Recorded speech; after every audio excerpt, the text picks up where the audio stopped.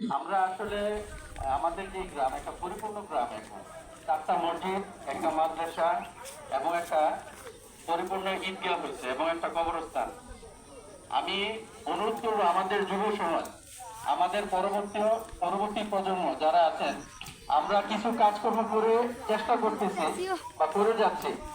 পরবর্তী প্রজন্ম বাকি কাজ যেগুলো আছে এগুলো তারা সুন্দরভাবে আগায় নিবে, আমি এই প্রত্যাশা করি পরবর্তী প্রজন্মের কাছে। সবাই দোয়া করবেন, সবাই ভালো থাকবেন। ঈদ মোবারক। আসসালামু আলাইকুম। অনেক ধন্যবাদ।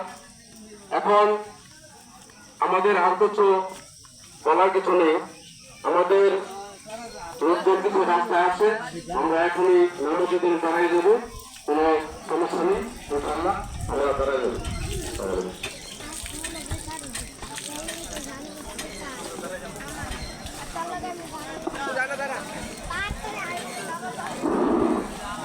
সম্মানিত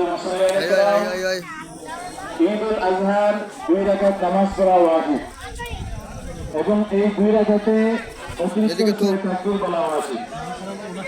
আমরা যদি আরবিতে নিয়ত পারি তাহলে আরবিতে পড়ব, আর যদি আরবিতে নিয়ত না পারি তাহলে বাংলায় এইভাবে নিয়ত করতে পারি যে আমি ঈদ উল আজহার 2 রাকাত ওয়াজিব নামাজ অতিরিক্ত 6 তাকবীরের সহিত এই ইমামের পিছনে পড়িতেছি আল্লাহু আকবার। যেহেতু আমরা এই নামাজটা বছরে 2 বার পড়ি,